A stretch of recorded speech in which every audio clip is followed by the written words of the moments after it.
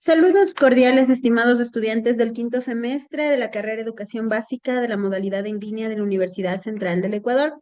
Bienvenidos a esta clase de la semana 9 de la asignatura Prácticas Preprofesionales Docentes del quinto semestre.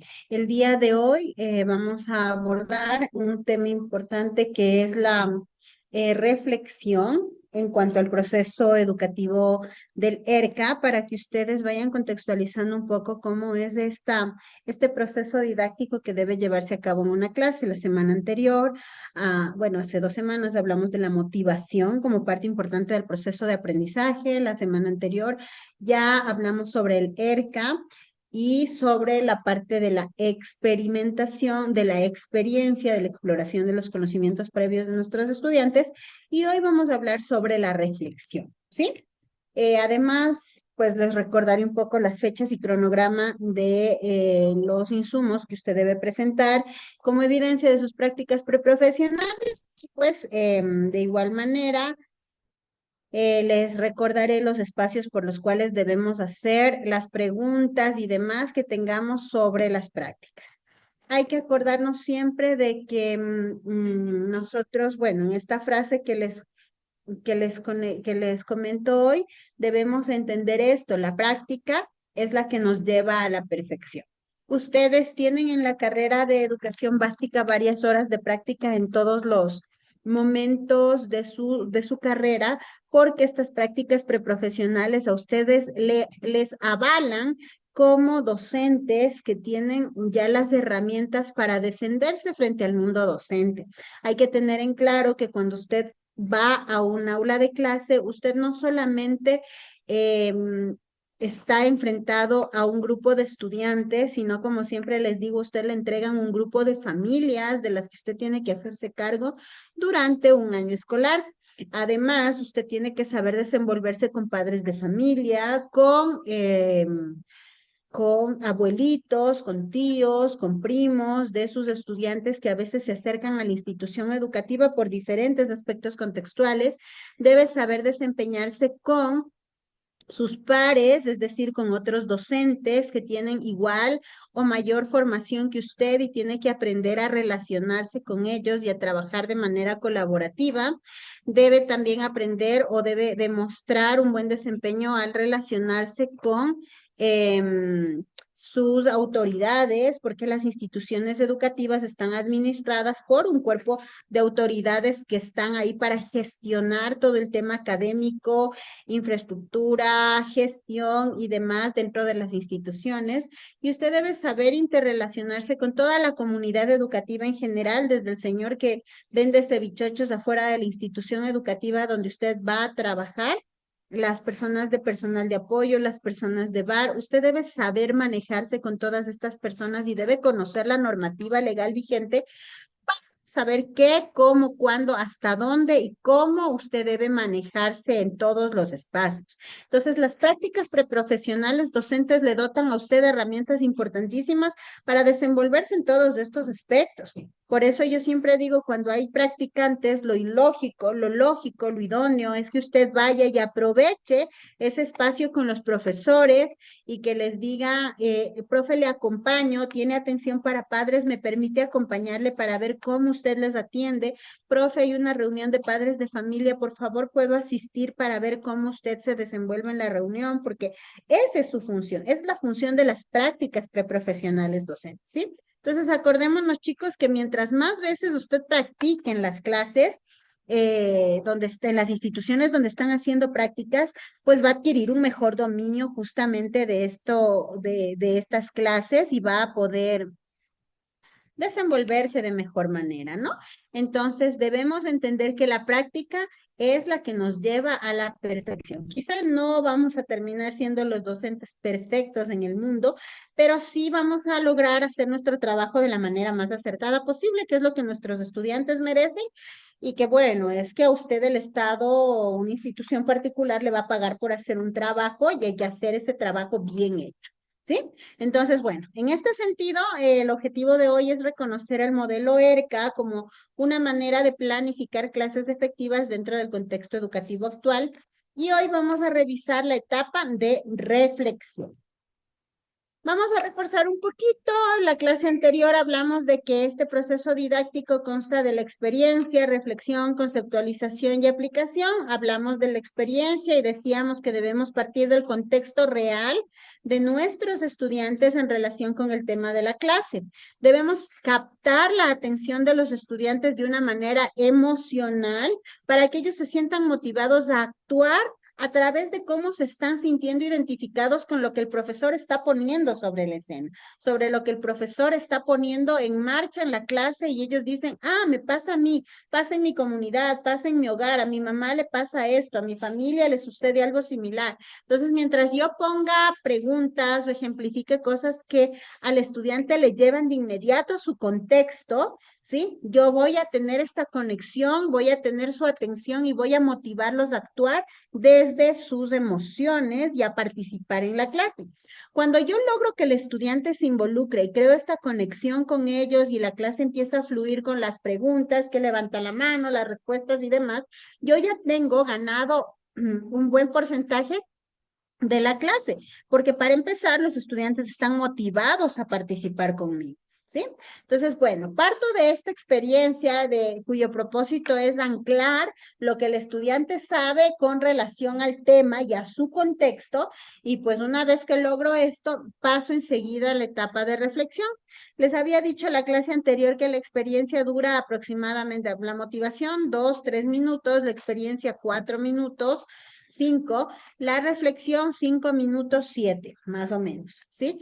En esta reflexión nosotros debemos establecer lo que pasó durante las actividades experimentales, es decir, ¿qué sucedió? ¿Por qué decíamos eso? ¿Por qué contestaron esto los compañeros? ¿Usted qué contestó? ¿Lo que contestaron los compañeros tiene relación con lo que usted contestó? ¿Por qué? Y demás cositas así para que el estudiante desarrolle su pensamiento crítico. O sea, la idea de la reflexión no es simplemente que contesten preguntas al azar para evaluar que me hayan atendido, sí, pero también para obligarlos, entre comillas, a desarrollar su pensamiento crítico, es decir, que digan por qué, que mencionen si están de acuerdo, que mencionen si no están de acuerdo, por qué sí, por qué no, que ellos planteen maneras creativas de hacer mejor las cosas de lo que se mostró en la reflexión y demás, ¿no? El propósito de la reflexión es que que los estudiantes reflexionen sobre la experiencia, sobre el recurso que usted les indicó y que relacionen esta experiencia y este tema del cual usted va a hablar en la clase con los valores, las vivencias previas y con otras ideas que puedan asociarse a la temática de la clase y al desarrollo de la destreza que usted tiene planificada. Entonces, cuando hacemos esta parte de reflexión, es tan importante la creatividad del profesor, porque si usted como profesor tiene dormida su creatividad, no va a poder hacer las preguntas precisas para que los estudiantes se conecten y tengan este desarrollo del pensamiento crítico. Recordemos que si usted hace las preguntas correctas, el estudiante va a poder indagar en su cerebro y va a darle las respuestas adecuadas, ¿sí? La semana siguiente hablaremos de la conceptualización, pero el día de hoy quiero mostrarles un ejemplo de cómo se vería una clase en la que nosotros vamos a hablar de la destreza que en lengua y literatura nos lleva a recrear textos literarios leídos o escuchados para expresar su imaginación y dialogar creativamente con ellos. Entonces, si nosotros tenemos esta destreza, vamos a armar una planificación en la cual seguramente la motivación podrá ser un trabalenguas, una canción, algo que nos hable sobre la lectura. La experiencia de aprendizaje puede llamarse Te cuento un cuento y usted va a contarles un cuento tipo experiencia a los estudiantes y va a prestar atención y va a hacerles revisar los paratextos del libro del cuento que van a leer, ¿sí? Entonces, cuando yo ya hago la experiencia, les digo, van a observar la portada del cuento, van a describir las imágenes, van a predecir el objetivo, van a decirme ustedes qué piensan que contiene, por qué se llamará así el cuento, y los estudiantes van a empezar a levantar la mano y a decirme todo eso.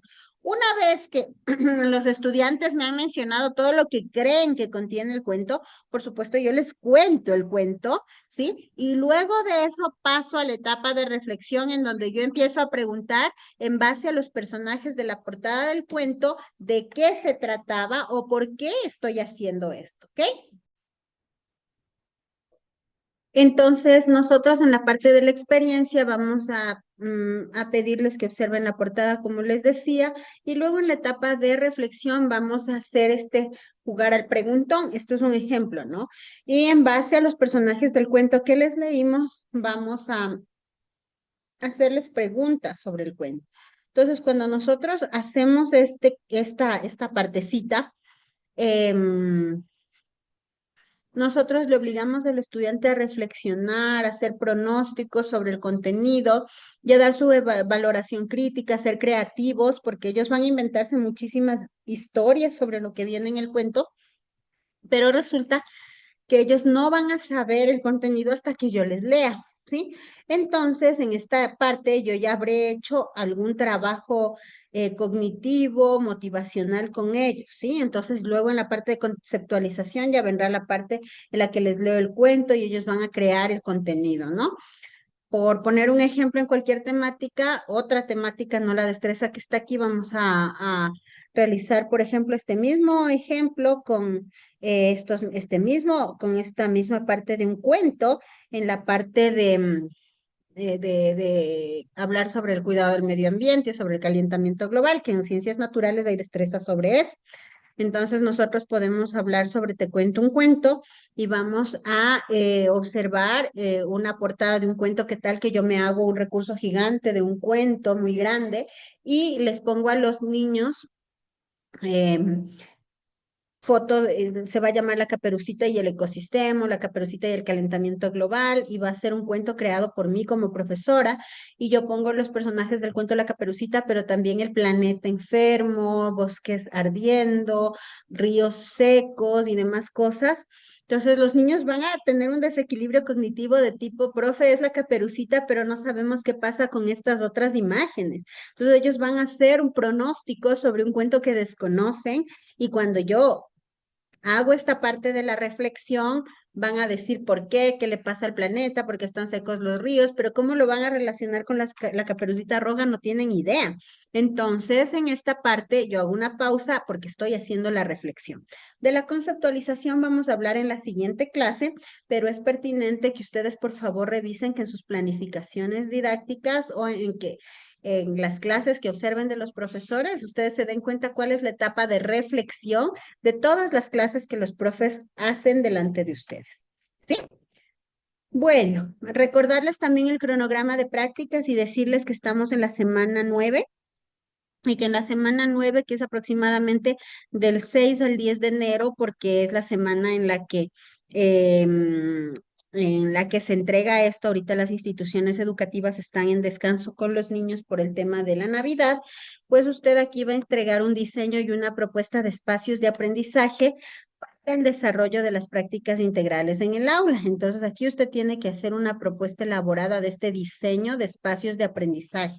Aquí es importante que usted piense y que se idee maneras de cómo diseñar esta propuesta, ya que usted está en quinto semestre y ya debe ser capaz de hacer propuestas, ¿sí? Sobre el tema que se le pide. En este caso, espacios de aprendizaje para el desarrollo de prácticas integrales en el aula, ¿sí? Entonces, estas es las actividades que ustedes tienen que entregar la primera semana de enero. En respuestas a los estudiantes me preguntaban que dónde tienen que subir los formatos ya firmados y con las correcciones. Ustedes los tienen que corregir, por supuesto, y hacerlos firmar, pero esos ya se quedan con usted hasta el momento de hacer el portafolio. ¿Por qué razón? Porque cuando usted ya no puede cambiar las tareas en la plataforma, o podría hacerlo, pero la calificación va a seguir siendo la misma en primer lugar, y es mejor que usted ya tenga con las correcciones para que no las vuelva a seguir cometiendo. Esa es la única pregunta que me han hecho hasta el momento en uno de los foros, así que les doy la respuesta. Chicos, cualquier duda que ustedes tengan sobre las prácticas preprofesionales o que les haya pasado algún caso importante que me quieran conversar y cómo actuaría yo, cómo sería la manera en la que la normativa nos propone actuar sobre esto, con toda confianza, usted tiene que aprovechar a sus profesores, quienes estamos en el campo laboral. Somos profesores de educación básica y también profesores universitarios y que sabemos cómo se maneja en el aula de clase las cosas en función de la normativa vigente, pues para no incurrir en errores que puedan ir en perjuicio de los niños, niñas y adolescentes que están a nuestro cargo. ¿Sí? Cualquier novedad, estoy al pendiente, chicos, por correo electrónico a través de su líder de aula o también por medio de la plataforma. Que tengan unas felices fiestas y pues ya les dejaré el videíto de la primera semana de enero. Un abrazo y hasta pronto.